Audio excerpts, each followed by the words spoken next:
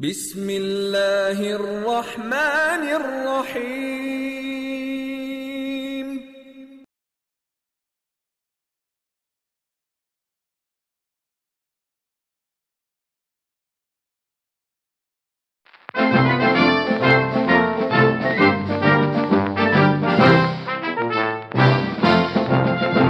Hello guys, welcome to news and reviews. News तो वही है, बस कुछ और उसमें एडिशन हुई है हमारी, क्योंकि हमारी जो पिछली गवर्नमेंट थी, जिसने द ओनली गवर्नमेंट जिसने अपना 5 साल का जो टेन्योर है वो पूरा कंप्लीट किया है माशाल्लाह, और काफ़ी सेलिब्रेट किया है उन्होंने, और वो काफ़ी खुश हैं कि उन्होंने पाकिस्तान में अपनी 5 साल की गवर्नमेंट जो है वो उसको कंप्लीट की है। उन्होंने बड़ा इनपुट दिया है, बहुत डेवलपमेंट हुई है, इतनी डेवलपमेंट हुई है कि उनकी खुशी में सैटरडे को सारे फाइनेंशियल इंस्टीट्यूशंस खोले गए थे। और क्या, और बहुत खुश हैं वो इस चीज़ पर, और के लोगों ने उनको कितनी ही गालियाँ दी, कितना उनको बुरा भला कहा, लेकिन वो नहीं गए। कोई फर्क नहीं पड़ा। उन्होंने कहा नहीं, हम नहीं जाएंगे, क्योंकि उनके मुताबिक वो सही कर रहे थे, वो सच का साथ दे रहे थे, वो सही थे। वज़ीर आज़म साहब की जो लास्ट स्पीच अगर सुनी हो? नहीं, मैंने बिल्कुल नहीं सुनी। वो बहुत बता रहे थे कि जी हमने महंगाई को इतने % कम किया है, ये अचीवमेंट्स थी हमारी ओवरऑल। कायम अली शाह साहब तो नहीं आए थे? नहीं, वो नहीं थे। वो तो नहीं आए, उन्होंने तो नहीं कहा कि हमने मुल्क में क्राइम रेट बहुत कम किया, टारगेट किलिंग इंसिडेंट बहुत कम हुए। ये थे अपने राजा परवेज़ अशरफ साहब, और काफ़ी उन्होंने जो भी अपनी गवर्नमेंट की तारीफ़ें वगैरह की, और उन्होंने ये भी कहा कि आखिर में जाते हुए उन्होंने एक बड़ी अच्छी बात कही कि अल्लाह ताला आप लोगों का हाफिज़ हो। हाँ, बिकॉज उनको पता है ना कि उन्होंने जो जाते हुए भी जो उन्होंने इस गवर्नमेंट ने जो हमारे लिए किया है, उसकी शायद जो कॉन्सिक्वेंसेस है ना, वो हमारी भी 7 पुश्तों तक ख़त्म नहीं होगा। बिकॉज मतलब इन्होंने जिस तरह की इतनी जो चीज़ें क्या, मतलब एक इनकी बहादुरी की एक आप उसको दाद भी दें कि जो कुछ उन्होंने किया बिल्कुल सामने, कि भाई जाते जाते भी जो इन्होंने लूट मार मचाई है अभी आखिरी के दिनों में, तो वो भी सबके सामने ही थी, और उन्होंने कहा वही मैं हम सबके सामने कर रहे हैं, जाओ जो करना है कर लो। और मज़े की बात ये, no one said a word about जो भी उन्होंने लूट मारी मचाई है, in specially in the last 1 week. जिस तरह के डिसीजन सामने लाए गए हैं, जिस तरह रहमान मलिक साहब ने पहले ये स्टेटमेंट दी थी कि जो पर्क्स, जो एक्स मिनिस्टर्स के लिए जो पर्क्स रखे जा रहे थे, जो उनकी पूरी लाइफ टाइम के लिए उनको प्रोवाइड किए जाएंगे, I mean on what basis भाई, और किसका डिसीजन था और किसका कंसेंट था इस डिसीजन पे? उन्होंने 5 साल तक We all know the performance। जो कल, बल्कि जब सैटरडे को ट्विटर पे लोग कहे थे कि इस गवर्नमेंट ने तो जाते जाते परवेज मुशर्रफ को भी अच्छा दिखा दिया है। Exactly। Even he was better than the असल में बात सवाल ये कि उनके अगेंस्ट में कौन बोलेगा? जो बाकी लोग हैं, अगर आप ओवरऑल मतलब पूरा पॉलिटिकल सिनेरियो देखें, तो इस वक्त तो बाकी लोग तो अपनी पार्टी शिफ्ट करने में लगे हुए, कोई यहाँ भाग भाग के जा रहा है, कोई इस पार्टी में जा रहा है, कोई उस पार्टी में जा रहा है, तो सब लोग तो अब वो लोग अपने फ्यूचर का सोच रहे हैं। अभी तक वही चल रहा है ना, पॉलिटिकल गेम चल रहा है ना, वो खत्म नहीं हुआ है। बी इट हुएवर, कोई सी भी पार्टी आई हो, हमने देखा कि पीटीआई में भी काफी जो आपके पीपल्स पार्टी के लोग गए हैं, पीएमएलएन के लोग गए हैं, but eventually that was for a अचानक ही से जब ये इलेक्शन का टाइम आया है, अचानक से ही सब भाग दौड़ शुरू हो गई। आप देखिए ये मतलब वो उनके पास, और ये आई थिंक गवर्नमेंट के लिए के पास जो है एक बड़ा गोल्डन टाइम है कि वो ये सब काम कर रहे हैं, बिकॉज उनको पता है कि कौन उन्हें ऑब्जेक्ट करेगा। बिल्कुल, इलेक्शन का गेम आप देखें स्टार्ट हो चुका है, जल्द से अरेंज हो रहे हैं, पॉलिटिकल जंपिंग इधर उधर हो रही है। पीपल्स पार्टी के गवर्नमेंट की मैं बात करूँ तो मतलब जिस तरह के उन्होंने पर्क्स रखे गए हैं, जिसमें उनके लिए फॉर लाइफ टाइम एक सर्वेंट है, उनके पास प्रोटोकॉल है, उनके पास गाड़ियाँ हैं, उनके पास ड्राइवर हैं, उनके पास लाइफ टाइम के लिए एयर जो ट्रैवलिंग है बाय एयर, उसके फ्री टिकट्स हैं।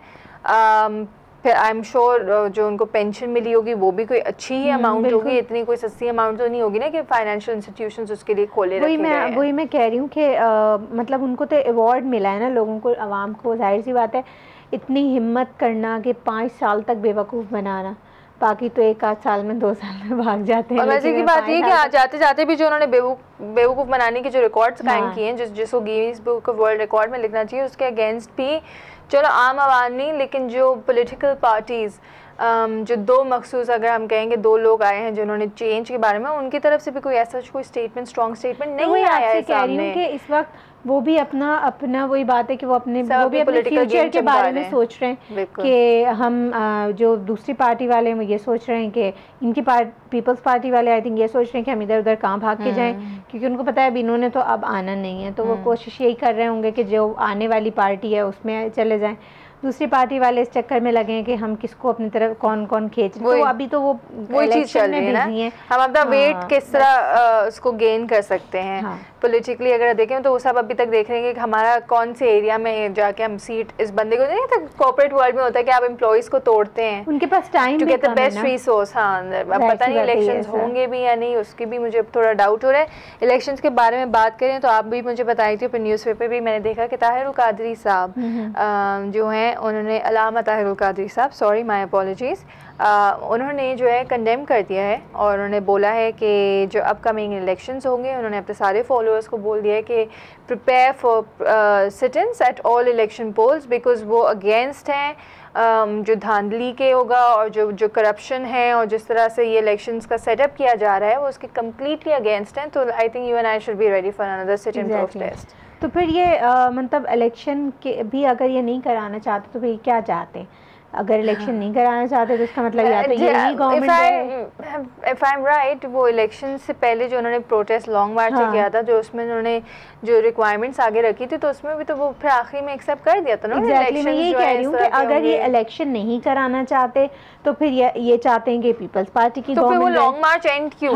वो इसी बेसिस पे एग्जैक्टली। और अगर पीपल्स पार्टी को नहीं रखना चाहते तो फिर इनकी कोई डील हो गई है जो हमारी केयर टेकर गवर्नमेंट आएगी कि चाहते हैं कि वही हमेशा के लिए लास्ट करे।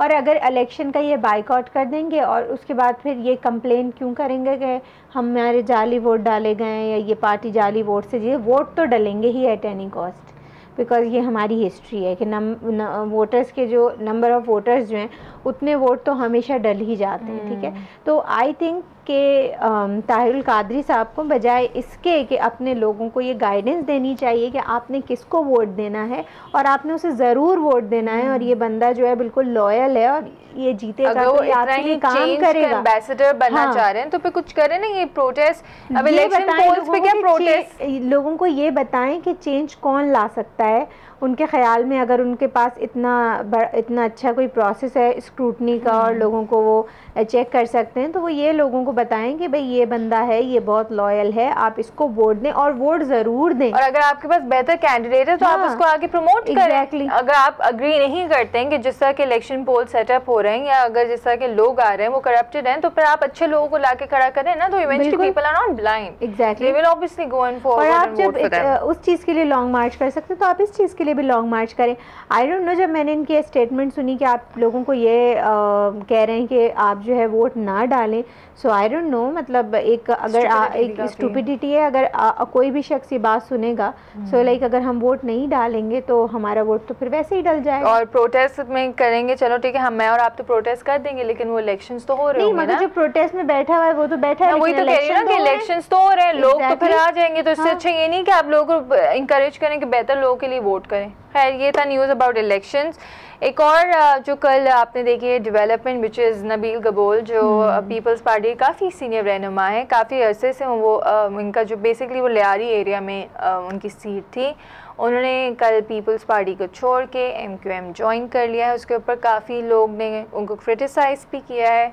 येट मैं अभी एक न्यूज़ पढ़ी थी, अखबार में ही था कि जो लियारी में है वो कुछ लोगों ने इस बात पे सेलिब्रेशंस किए हैं। एक तो जो इंसिडेंट हुआ था आई थिंक सैटरडे नाइट को, कि वहाँ का जो एक गैंग था लियारी में, अरशद पप्पू के नाम से, उनको शायद मार दिया गया है with his brother, but police ने अभी तक जो है वो कंफर्म नहीं किया है, because they said they have not yet seen और रिसीव द डेड बॉडीज़। वो दो ग्रुप्स के बीच में कोई क्लैश हुआ था और उसमें शायद उनकी डेथ हुई है। सो खैर, people are celebrating again in Lyari, because वो कह रहे हैं कि अरशद पप्पू की डेथ होगी, या दूसरा वो कह रहे हैं नबील गबोल की होगी। अब नबील गबोल ने ये मूवमेंट क्यों लिया, MQM से उनको ऐसा क्या फ़ायदा था या ऐसा क्या इंसेंटिव था उनका MQM में जाने का, वो वही जाने। लेकिन लोग ये ज़रूर कह रहे हैं कि इस तरह से जो लाइफ थ्रेट्स हैं उनके लिए वो बहुत बढ़ जाएंगे, because the thing is this कि कल जब हम TV पे देख रहे थे तो जितने भी लियारी वाले थे वो मतलब उनको लिटरली गद्दार कह रहे थे कि हमारी जान छूट गई है गद्दार से और वो चला गया है। People from Lyari did not have very good things to say about him. अच्छा, दूसरी एक और साइड ये भी स्टोरी की आ रही थी कि शायद बिकॉज अपकमिंग इलेक्शंस हैं और कंस्पिरेसी है कि वो इलेक्शंस सितंबर तक डिले किए जाएंगे और उस वक्त बिलावल जो हैं वो एज अ कैंडिडेट हो जाएंगे टू रन द इलेक्शंस। तो शायद ये एक मूवमेंट थी इनको हटाने की ताकि लियारी में Bilawal Bhutto can stand as a candidate and win elections. और वैसे भी आयशा, अगर हम कितनी भी बातें कर लें और क्या मतलब कितनी हम में समझ आ जाए या कुछ भी है, लेकिन एक और ग्राउंड रियलिटी हमारे मुल्क की ये है और शायद ये हमारे सब कॉन्टिनेंट की ग्राउंड रियलिटी है कि अभी तक हम ज़ात पात की बेसिस पे और कास्ट की बेसिस पे हम वोट देते हैं। ठीक है, ये एक रियलिटी है, सही है। और अगर हम पीपल्स पार्टी का वोट बैंक देखें तो अगर आप हिस्ट्री भी देखें तो उनको काफ़ी सपोर्ट, यानी कि सिंधियों से ज़्यादा उनको सपोर्ट बलोच कम्युनिटी से ज़्यादा सपोर्ट है उनको। और लियारी जो है वो जाहिर सी बात है हमेशा से शायद वहाँ पीपल्स पार्टी ही जीतती आई है और पीपल्स पार्टी वहाँ को करती आई है। सो अगर उन लोगों की लॉयल्टी सिर्फ पीपल्स पार्टी के साथ है, सो वट एवर कैंडिडेट जो भी होगा वो वोट तो वो उसी को ही देंगे, जाहिर है। उनको अगर किसी पर्सनली किसी से वो नहीं है कि बंदा अच्छा काम कर रहा है या नहीं कर रहा है, अगर वो सिर्फ पार्टी के नाम को कोई वोट दे रहा है तो वो तो हमेशा उसी पार्टी के नाम को वोट देगा, वट एवर सिचुएशन है। मैंने टीवी में भी देखा है कुछ जो आपके पीपल्स पार्टी के जो वर्कर्स थे वो भी उनकी कुछ डिसएग्रीमेंट हो गई with Peoples Party because of जो 5 इयर्स के टेन्योर में उन्होंने जो कुछ होते हुए देखा है। आफ्टर 5 इयर्स, अच्छा, वाई आफ्टर 5 इयर्स एक और भी डिसीजन लिया गया। तो मैं भी अब ये क्वेश्चन करना चाह रही हूँ, ये 5 साल के आखिरी में ऐसा क्या हुआ जो इस तरह के डिसीजन लिए जा रहे थे। एक और न्यूज़ में मैं देख रही थी कि Pakistan seeks UN ban on unilateral drone attacks. मतलब उन्होंने यूएन से रिक्वेस्ट कर दी है कि जो पाकिस्तान में स्पेशली जो आपको वज़ीरिस्तान और खैबर पख्तूनख्वा के एरियाज़ में, नॉर्दर्न एरियाज़ में जो ड्रोन अटैक्स हो रहे थे as an operation to end terrorism, उसको अब ख़त्म कर दिया जाए बिकॉज उसकी कॉन्सिक्वेंसेस अब पॉलिटिकल एंड इकोनॉमिक इंस्टेबिलिटी है, not just in Pakistan but also in the world. उसके इम्पैक्ट तो ये 5 साल लगे इनको रियलाइज करने में। और अगर मैं किसी मतलब पार्टी मेंबर का भी सुनती हूँ कि वो कह रहे हैं कि जी अब हमारी पार्टी से डिसएग्रीमेंट हो गई है या पार्टी ने अब हमारे साथ वो काम नहीं किया जो हम एक्सपेक्ट कर रहे थे, तो आई थिंक कि 5 years is a long time कि आप 5 साल में इवैल्यूएट करें कि कौन बंदा ठीक है। It is a very long time. एक और न्यूज़ थी कि government bequeaths ₹600 billion scam to caretakers. Manvi वाला जो अभी रिसेंटली अपॉइंट हुए थे as one of the ministers, उन्होंने कहा है कि नैब जो है वो उनको इंगेज कर दिया गया कि अराउंड 100 बिलियन जो इन डिफ़ॉल्टर्स हैं वो वेरी इन्फ्लुएंशियल पीपल, और इस गवर्नमेंट के जाते जाते 600 बिलियन का हमारे पास स्कैम हो चुका है। Exactly. और इसमें आपके बिजनेसमैन और कुछ पॉलिटिशियंस भी इन्वॉल्व हैं और अब जो नैब है वो इनसे किस तरह रिकवर करवाएगी। देखिए, ये तो अगर ये इतने सारे इश्यूज क्रिएट करके जा रहे हैं, ठीक है, अब ये गैस पाइपलाइन का इशू है जो आई डोंट नो उसमें कितने हर्डल्स आते हैं, देन अगेन ड्रोन अटैक का है, अमेरिका से एक तरीके से इन्होंने यूएस से काफ़ी दुश्मनी कर ही ली है इन अदर वर्ड्स, ठीक है। सो आई डोंट नो, अब मैं तो ये सोच रही हूँ कि जो नई जो भी गवर्नमेंट में जो भी लोग आते हैं XYZ, वो क्या डेवलपमेंट पे काम करेंगे। पहले तो वो मेरा ख्याल है ये सारे सॉल्व करते करते भी इसको बहुत टाइम लगेगा। जैसे पीपल्स पार्टी नहीं आई तो उन्होंने जनरल परवेज मुशर्रफ को ब्लेम कर देता कि हमें तो अब इनके जो भी कॉन्सिक्वेंसेज है वो हमें हैंडल करने होंगे, बल्कि पीपल्स पार्टी की तो गवर्नमेंट के दौरान मुझे लगता है कि वो प्रॉब्लम्स जो है 90% ज़्यादा बढ़ चुकी थी। और अब जो गवर्नमेंट आएगी वो I don't think they would even know where to start from. उनके पास तो मुझे लगता है फंड्स ही नहीं होंगे बिकॉज जिस तरह के डिसीजंस लिए गए हैं in the past 1 week, I don't think Pakistan has any funds. और मेरे ख्याल है अब ये सही टाइम भी है कि आई थिंक पब्लिक को ये डिमांड करना चाहिए जो जितनी भी इलेक्शन कैंपेन्स चल रही हैं। सो फर्स्ट ऑफ ऑल जो लोग हैं आई थिंक उनको मिलके एक ये ज़रूर डिमांड करनी चाहिए कि आपका एजेंडा क्या है, जो हमारे बेसिक प्रॉब्लम्स हैं जैसे कि महंगाई है, एजुकेशन है, हेल्थ है। So what is the like what is your agenda कि आप ये प्रॉब्लम्स कैसे सॉल्व करेंगे। हमें एक मतलब उसका आई थिंक हमें पहले लोगों को चूज करने से पहले ना उनकी हमें प्लान, आप अपना गेम प्लान बताएं कि आपका गेम प्लान है क्या, और उसको आप and not just ask them and just vote them and leave them, बल्कि मॉनिटर, और जहाँ पे वो नहीं करेंगे उनको बोले आप डेडलाइन सेट करें। आप न्यूज़पेपर्स में दें, कब तक न्यूज़पेपर्स में दें, आप लोगों को दें, ब्रीफ लोग पढ़ेंगे, कोई मसला नहीं है। आप जो जलसा करते हैं, जलसे में जो लोग आते हैं आप उनको हैंड आउट्स दें, आप वेबसाइट्स पे डालें, आप अपने फेसबुक का पेज बनाएं, आप लोगों को अवेयर करें कि आपका प्लान क्या है, उसमें से जो बेस्ट प्लान होगा उसको तो आप वर्बली बताते हैं और फिर वर्बली बताने के बाद आप कहते हैं जी हमारा ये हम इस तरह से इसको सॉल्व करेंगे, ये है। So verbal games, I think we've had enough. And this one we're going to take a short break. We have some more news. We'll be back right after the break.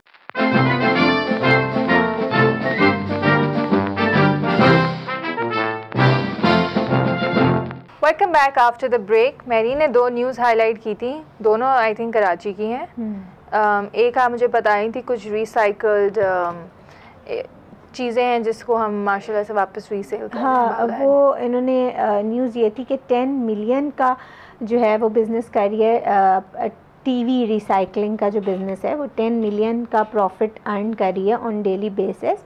और इसमें होता ये है कि जो वेंडर्स हैं वो import करते हैं टीवी, मतलब टीवी सेट्स जो कि सही कंडीशन में नहीं होते, और उसके बाद वो उसको जो है वो रीसेल कर दिया जाता है, मतलब वेंडर्स को जो कि उसको रिसाइकल करते हैं और फिर वो उसको जो है, जो हम कह रहे हैं आजकल जो बहुत सस्ते टीवी आ रहे हैं जो कि हम कह रहे हैं कि चाइना के हैं और इस तरह से, तो वो बेसिकली वहाँ से मंगवाए जाते हैं और उसके बाद उसको जो है वो पूरा रिसाइकल किया जाता है, उसको पूरा ट्रीट किया जाता है। ट्रीट करने के बाद उसको यहीं लोकली ट्रीट करके और फिर वो बहुत ही सस्ती कीमतों पे सेल कर दिया जाता है द शॉपकीपर्स। ये अब बजाय कि आप ये इक्विपमेंट्स इंपोर्ट करें, आई थिंक पाकिस्तान में ऐसी कितनी चीज़ें हैं। अगर आपसे पता है गार्बेज का वो एरिया देख लें, ट्रैश जहाँ पे हम डिस्पोज ऑफ करते हैं, कि वहाँ पे कितनी ऐसी चीज़ें निकलती हैं कि जिसको हम आराम से रिसाइकल करके उसको रिकंज्यूम करें इंस्टेड ऑफ जिस keep creating new and more and more. वो एक्चुअली चाइना में जो स्क्रैप हो जाते हैं, जो भी स्क्रैप टीवी होते हैं, वो परचेज़ करते हैं इम्पोर्टर्स, यहाँ मंगवाते हैं एंड देन हम उसको ठीक करते हैं एंड हम उसको सेल कर देते हैं। तो मैं कही थी कि ये चाइना से मंगवाने के बजाय आई एम श्योर पाकिस्तान में ऐसी कितनी चीज़ें होंगी, इक्विपमेंट्स। आई नो कि वो पूरी इलेक्ट्रॉनिक मार्केट है ना जहाँ पे आपकी ये चीज़ें मिलती हैं जो लोग उसको घर ला के खुद रिपेयर करके यूज़ करते हैं। लेकिन ये कि it's a very good initiative, that's what I am saying, it's a very good business. और इसमें अगर ये है कि ये तो अभी आई थिंक एक छोटे पैमाने पे काम हो रहा होगा, और या फिर ये कि इसमें कोई लोकल वेंडर्स, छोटे वेंडर्स होंगे, अगर इसको गवर्नमेंट भी इस पे थोड़ा सा वर्कआउट करे, और अगर हमारे पास इतने अच्छे टेक्निकल लोग हैं जो कि उसको सही कर सकते हैं, क्योंकि ये टीवी आप ये देखिए कि जो ये टीवी उन लोगों के लिए अफोर्डेबल ज़्यादा हैं जिनकी शॉप्स हैं। हर कोई तो नहीं अफोर्ड कर सकता कि वो एक महंगे ब्रांड की तरफ जाए। अगर छोटे छोटे वो लोग जो कि नहीं अफोर्ड कर सकते हैं, वो चाइना की टीवी लेना चाहते हैं या इस तरह के मटेरियल लेना चाहते हैं, सो ऐसी जो छोटी छोटी शॉप्स हैं, गवर्नमेंट की इन्वॉल्वमेंट से फ़ायदा एक ये होता है कि एक तो वहाँ जो लोग काम कर रहे होते हैं उनकी थोड़ी सी सैलरीज बेचारों को अच्छी मिल जाती हैं। Otherwise if we have the capability and we have the resources, then I think we should not just restrict ourselves to recycling TVs. हम इसको और भी काफ़ी प्रोडक्ट्स में जा सकते हैं। इससे मुझे और आपको बहुत फ़ायदा होगा। एक तो यस जॉब्स क्रिएट होंगी, फिर ऑब्वियसली जो हमारे पास इतना गंद होगा वो ज़रा कम मचेगा। वो बच्चे बहुत से फैमिलीज़ के लोग जो कि नहीं पढ़े हुए हैं but they are technically good, वो उस प्रोफेशन में बाकायदा आ सकते हैं और आके वो उनके लिए अपॉर्चुनिटीज़ क्रिएट हो सकती हैं। ज़रूरी तो नहीं है कि हम एजुकेशन बेसिस पे ही जॉब्स हासिल करें। अगर आपके पास कोई टेक्निकल नॉलेज है, आप इक्विप्ड हैं, तो उसकी बेसिस पे भी आप जॉब कर सकते हैं। राइट। एक और थी कि कराची में इलीगल बस टर्मिनल्स, या 200 इलीगल बस टर्मिनल्स इन रेजिडेंशियल एरिया, हाँ, और उसके ऊपर गवर्नमेंट का कोई इनिशिएटिव नहीं है। उन्होंने कहा कि उसकी वजह से जो है मैसिव ट्रैफिक जैम हो जाता है, पॉल्यूशन हो जाती है, क्योंकि आप ये देखें कि रेजिडेंशियल एरियाज से जो बसेस गुजर रही हैं, अगर आप तारिक रोड वगैरह की तरफ भी चले जाएं, जो शॉर्टकट्स में ये लेते हैं उसमें बीच में रेजिडेंशियल एरियाज़ भी आ जाते हैं और वहाँ बस को आइडियली रुकना नहीं होता, लेकिन ये जगह जगह बस रोकते हैं, जगह जगह पे लोगों को उतारते हैं। उसमें छोटी बसेस भी हैं, सो उसकी वजह से हालांकि आई रिमेंबर कि उस वक्त कमाल के टाइम पे he had made very nice bus stops, लेकिन वो अभी तक कोई मैंने उसका इस्तेमाल नहीं देखा, क्योंकि हमारी बसेस को जहाँ मौका मिलता है बीच रोड में भी होना, वो रुक के आराम से उसमें से पैसेंजर्स उतारे होते हैं, नॉट रियलाइजिंग कि भाई पीछे मतलब मैंने अक्सर देखा है, अब राउंड अबाउट है, कट्स है, वहाँ पे गलियों में लोगों को जाना है गाड़ियों को लेकर, आपने बस वहीं रोक दी है, अब वो लोग खड़े हुए हैं, उसकी वजह से जो सीधे जाने वाले लोग हैं वो भी रुके हुए हैं, तो देयर इज़ नो रूल। और दूसरी बात ये होती है कि जो रेजिडेंशियल एरियाज़ होते हैं उसमें प्रॉब्लम ये भी हो रही होती है कि जाहिर सी बात है हर लेन में से अगर कोई गाड़ी लेके आ रहा है, कोई बाइक लेके आ रहा है, और नॉर्मली जो बस ड्राइवर्स हैं वो इतनी रश ड्राइविंग करते हैं कि ये नहीं सोचते वहाँ पे बच्चे स्कूल्स के घरों पे जा रहे होते हैं, वो जगह जगह बस रोकते हैं। अभी एक बस खड़ी हुई है क्योंकि रेजिडेंशियल एरिया की जो सड़क है वो नॉर्मली इतनी चौड़ी नहीं होती कि उसमें बहुत ज़्यादा जगह हो कि 2-3 गाड़ियाँ 4 गाड़ियाँ एक साथ गुजरें। अगर एक बस खड़ी हुई है पीछे, अब वो बस वाला अगर आपने कभी देखा भी हो कि बड़े आराम से लोग उसमें से उतर रहे होते हैं और आप 10 मिनट तक आप पीछे खड़े हुए। बल्कि इनफैक्ट मैंने तो कितने एक्सीडेंट्स देखे हैं कि अब आप जा रहे हैं और आपको थोड़ी पता है कि बस एकदम से रुक जाएगी। Exactly. और धड़ पीछे से गाड़ी है, बाइक वाला बस के अंदर घुस गए क्योंकि वो कोने में। अब ब्रिज में आपको बताती हूँ, बलोच कॉलोनी का जो ब्रिज है, अब मैं जा रही हूँ, मेरे बराबर में भी गाड़ी जा रही है, एक बस है, मैं तो चले सेंटर लेन में थी, कॉर्नर लेन में थी ये लोग लेफ्ट वाली। अब वो बस जा रही है, जहाँ ब्रिज स्टार्ट हुआ उसने ब्रेक मार दी। Exactly. वो पीछे से गाड़ी धड़ बस वाले के अंदर। उसको अब पीछे वालों को तो नहीं पता ना, if there is yes a proper bus stop, शायद थोड़ा सा डिविएट करे वो रास्ते से ताकि वो वहाँ पे जाके खड़े हो। दूसरा इसमें ये होता है कि अक्सर जब पैसेंजर्स उतर रहे होते हैं, पीछे वाले गाड़ी या बाइक वाले जो है ना वो पैसेंजर्स के अंदर मार देते हैं उनको, because you and I can only थोड़ा बहुत सेंस कर सकते हैं यार हो सकता है बस यहाँ पे रुक जाए, but we can't be assured all the time. और दूसरा ये है कि ये मतलब इसमें थोड़ी सी गलती जो है ना वो पैसेंजर्स की भी है। अगर आप ट्रैवल कभी करें बस में तो आप बिलीव करेंगे अगर यहाँ किसी को उतरना है और मतलब एक बंदे को अगर इधर उतरना है और एक बंदे को 2 लेन्स के बाद उतरना है तो वो 2 लेन्स के बाद ही उतरेगा। भाई तुम यहाँ से उतर के वॉक करके चले जाओ।